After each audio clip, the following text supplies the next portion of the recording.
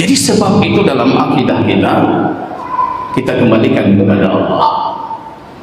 Jangan coba-coba menjadikan sebab yang bukan sebab.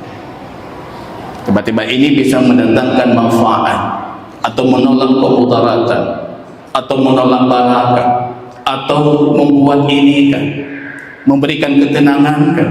Kalau sekiranya Allah tidak kehendaki itu sebagai sebab, maka itu bukan sebab yang dibolehkan. Jadi ini poin pertama.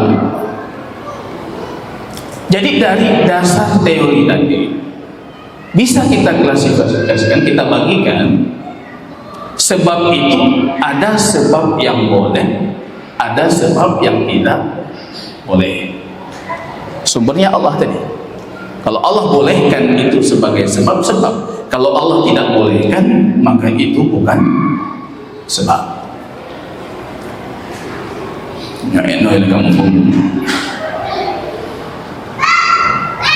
Ada yang Allah jadikan itu sebab, yang melakukan sebab itu mendapatkan pahala, ada sisi ibadahnya. Itu namanya sebab syar'i. Baca-baca. Saya khawatir jamaah, pernah saya sampaikan di tempat yang lain, sedikit cepat. Bakji pupi katalah long nufu. Nah belum buat pertemuan tempatnya. Kalau Allah jadikan itu sebab, dan yang melakukan sebab itu mendapat pahala, itu namanya sebab syar'i.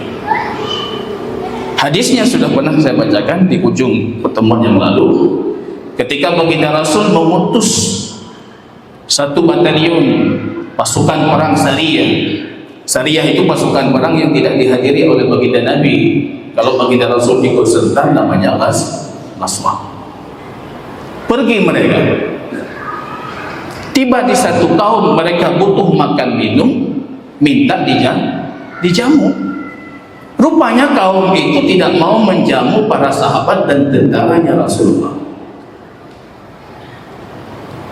Dalam kondisi lapar, haus, tiba-tiba mereka mendengar pemimpin kaum itu disengat binatang, terkapar, tersungkur, nggak bisa bangun lagi. Datang mereka kepada para sahabat Nabi, hal minkum raqi, ada tidak dari kalian yang bisa meruqyah?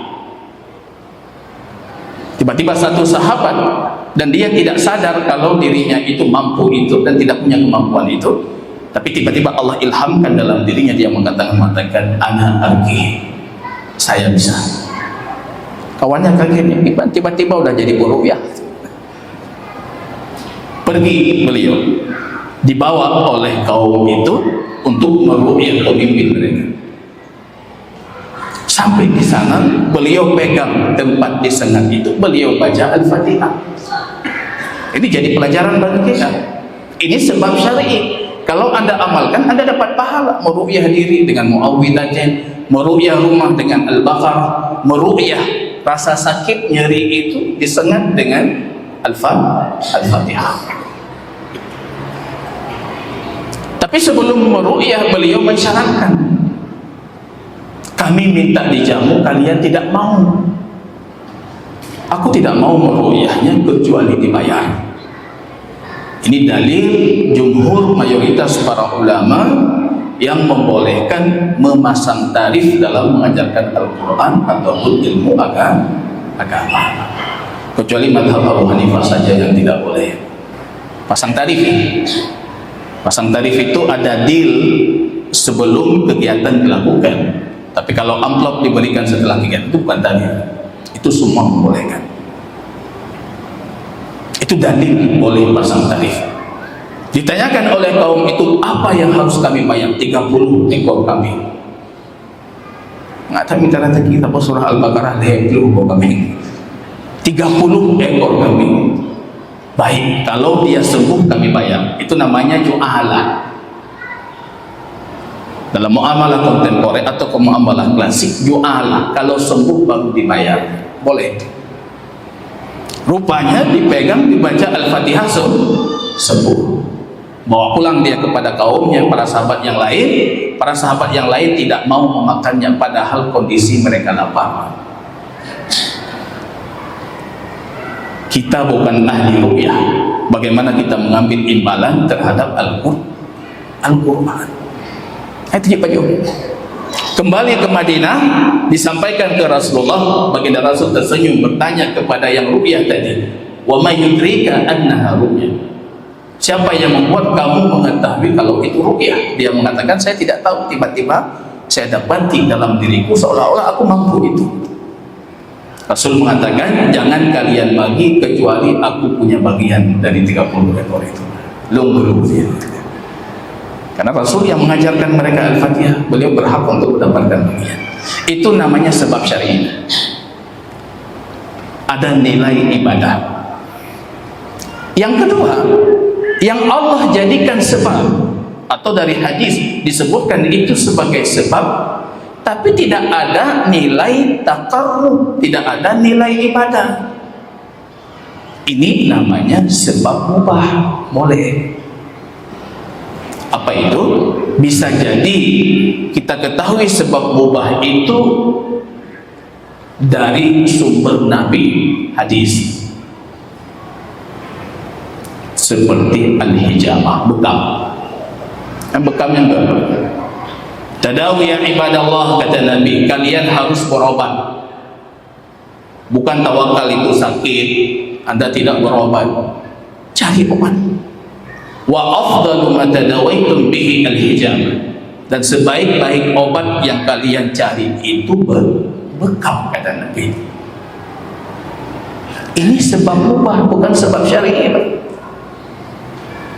Di Aceh mereka yang pegang bekam yang sunnah, bukan tidak berpahala. Kita itu pengobatan. Rasul mengakui itu sebagai pengobatan, tapi tidak ada pahala orang yang berbekam. Itu bukan sebab syar'i. Ada kawan-kawan kita itu ahli bekam, motor harus kita jadikan sebab syar'i. Saya bilang, kalau sebab syar'i, madhab Abu Hanifah tidak boleh pasang tarif. Lagi yang usah ke sebab mubah. Sebab mubah itu, sebab mubah al-asad, kata Quran, syifa li kulli da, obat untuk segala penyakit. Jangan tiba-tiba Anda penjual madu mengatakan jeb madu berpahala. Ya, itu sudah salah kaprah. Itu sebab mubah.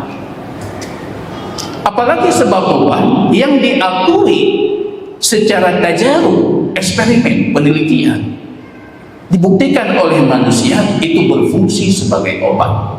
Itu mubah juga. Boleh kita, maka Rasul mengatakan tadawu ya ibadallah, cari obat. Tapi sifat obat yang mubah itu efektivitasnya langsung, mubasyir. Kalau tidak langsung itu sebab yang diharamkan.